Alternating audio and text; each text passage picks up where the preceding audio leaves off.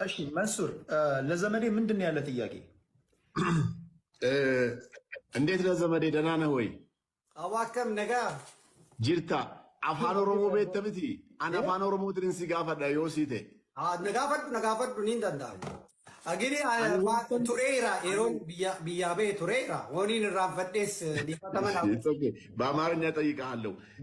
አያና ነውፍ ኮልች ጋር ዲፈመ ጉዳ ሲዱራ ሰውን ቀቦን ኦኬ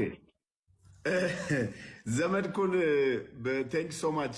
እንግዲህ አፋን ኦሮሞ ማወቅ ማህበረሰቡ ውስጥ አድገሃል ወይ ስለዚህ ማህበረሰብ ታውቃለህ ማለት ነውና እንደ እኔ ሁለት ሶስት ጥያቄ አራተኛ ግን ሽምግልና ነው ምልክህ። የመጀመሪያው ጥያቄ ያው በኦሮሞ ማህበረሰብ በልተሃል፣ ጠጥተሃል፣ ሞር ደግሞ ቋንቋውንም ይሄው እየተናገርክ ነው። በደንብ ትሰማለህ ቆይተሃል እንጂ ፍሉዌንትሊም ባትናገር ትሰማለህ። ይሄ ማህበረሰብ አንተም እንደምታውቀው ምን ያክል የዋህ ምን ያክል ደግ፣ ውሃ ስትጠይቀው ወተት የሚሰጥህን ማህበረሰብ ብዙ ጊዜ ግን ከአንተ ጋር የምሰማው ነገር ትንሽ የሚዘገንን ነገር ነውና ማሊፍ ከነጎቴው ቦሌሰኮ ለመተ። ሁለተኛ ደግሞ ቅድምም ከቴዲ ጋር ስታወራ የእስልምና ኡስታዞችን ስም እየጠራህ ትናገር ነበርና እነዚህ ሰዎች ያው ሃይማኖት ነው ዳዋ የሚያደርጉት።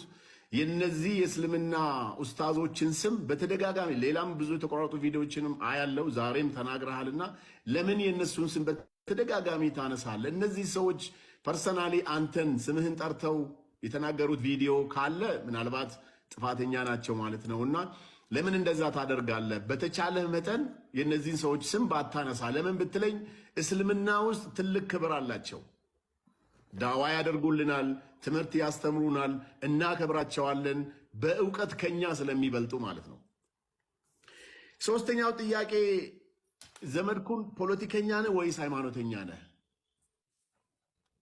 አራተኛው ጥያቄ እንዳው በጣም ወዳጅ ስለሆነ ሀብታሙ 360 ላይ የሚሰራው በተደጋጋሚ ስለ ስሜ ያነሳል።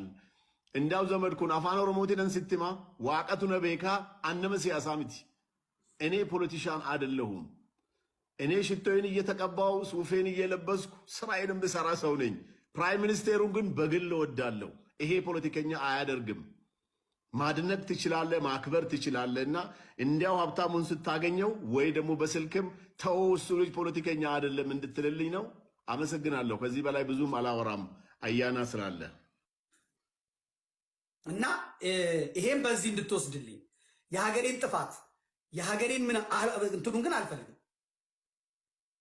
ለምሳሌ አይተህ እንደሆነ የሶስቱ ቀን የጾም ጊዜ እናንተ ጥቁር ለብሳል ነበር ለኦርቶዶክሳውያን። አንተም ትዝ ይለኛል ሙስሊም እኮ ነህ ግን ጥቁር ለብሳል። ሀዘኑ ሀዘኔ ነው፣ ጉዳታችሁ ጉዳቴ ነው ብለን ያደረግከው። ከዛ ወጣቱ ሰልፍ መውጣት እየፈለገ ቤተክርስቲያኒቷ ግን ምን አለች? አይቻልም፣ በቃ መልስ አግኝተናል ከመንግስት ይቁም አለች። ከዛ እኔ ወጥቼ ባጫጩኸው እኮ 4-5 የሚወጣ ሰው አላጣም ነበር። የቤተ ክርስቲያንን እንስማ፣ አባቶቻችን ያሉት እንስማ። እኔ ተሰደብኩ። እኔ ሩቅ ነኝ። ሩቅ ሆኜ የምለኩሰው እሳት የሚያመጣው ከባድ ነገር ነው። ቤተ ክርስቲያኒቷ ግን ሰልፉ ይወጣ ብትል እኔ ነኝ ከፊቱ ውጣ ምለው የቤተ ክርስቲያኒቷን ቃል ነው የምሰማው። ቤተ ክርስቲያኒቷ አይሆንም ስትል አቆምኩ። በቃ አለቀ። ስለዚህ በዚህ እንዲታየልኝ ይፈልጋለሁ። ሽምግልና ልከኸኛል፣ እደውላለሁ፣ ጠይቀዋለሁ፣ አነጋግራለሁ። ምንም ችግር የለው። ሀብታሙ አያሌው ፖለቲከኛ ነው። ሀብታሙ አያሌው ጋዜጠኛ ነው። ሀብታሙ አያሌው ከሚደርሱት መረጃዎች ተነስቶ በራሱ እሳቤ በራሱ ምን ይተነትናል፣ ያውቃል። ለምን ይሄን አረክ ምን አግኝተበት ነው አልልም። አንተ ግን እንደ አንድ ኢትዮጵያዊ ልከኸኛል፣ አማልደኝ፣ አገናኘኝ፣ ላስረዳው ብለሃል። ስለዚህ እንደ አንድ ኢትዮጵያዊ ያንተን ፈቃድ ወስጄ ሀብታሙና አንተ እንድትነጋገሩ እንድትወያዩ እጠይቅልሃለሁ። እሺ ካለ እሺ ካላለ ደግሞ እምቢ ብሎኛል ብዬ እነግርሃለሁ። እና ቴዲ ጋር ስልክህን አስቀምጥልኝ፣ ቴዲ ትሰጠኛለህ። ይሄንን አደርጋለሁ። መንሱሪ ኦኬ ዱቢንከኑ ኦኬ